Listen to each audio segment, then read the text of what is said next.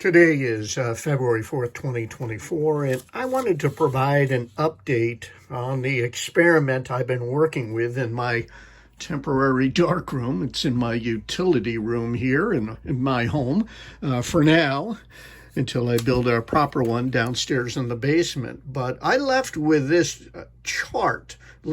with this chart I had made in an attempt to kind of create my own version of f-stop printing in my darkroom. Normally, an individual who's printing in their darkroom might expose a sheet of paper for 3 or 4 seconds and then cover up a section of it, another 3 or 4 seconds, cover up a section of it, and so on, and then pick the area or the exposure time that they feel best fits the print that they are working on.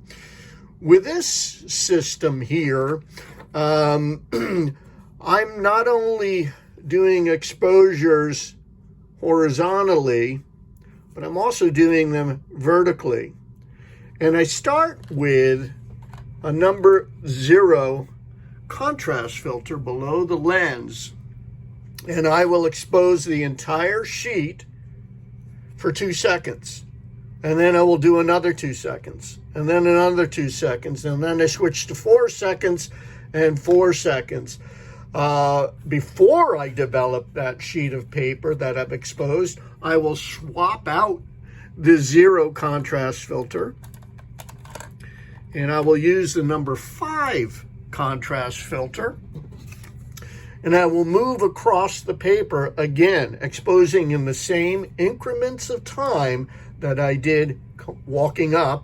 I'll do it going across. So ultimately, I would end up with 4 seconds there, 8 seconds, 16 seconds. And as you can see, I'm doubling the time with half stops in there. Well, what I found was I really wasn't exposing the paper for the photographic paper for as long as it really needed to be. So I doubled everything. So by doing exposures, let me move this here into better light, I would end up with 8 seconds, 16 seconds, 32 seconds with half stops in between. Again, exposing in 2 directions.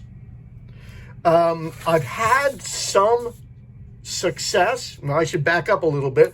And then I would develop that sheet of paper and fix it. And then I could study and look at the grid pattern and select whatever I wanted to out of that grid pattern that looked subjectively correct to me, to my eye. And then I would use the times and contrast filters to expose the whole sheet.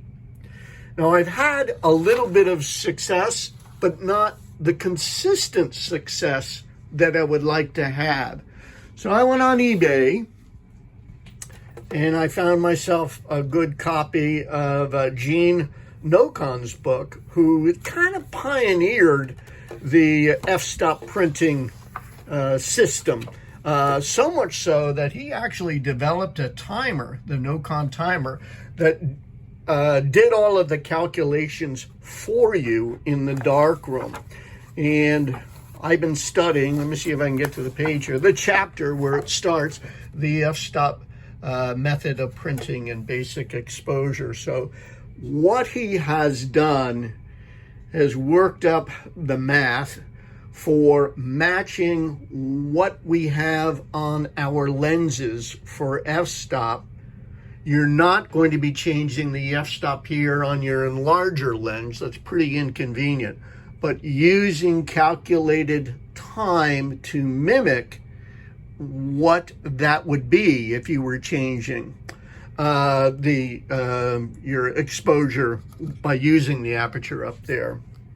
Anyway, I am going to be revisiting this once I get a little bit more information into my head of what Gene has come up with. He says you don't need his special timer. You can use a regular timer here in the darkroom. So I'm going to be working on this, and hopefully I can provide an update here in the near future, and hopefully a successful update.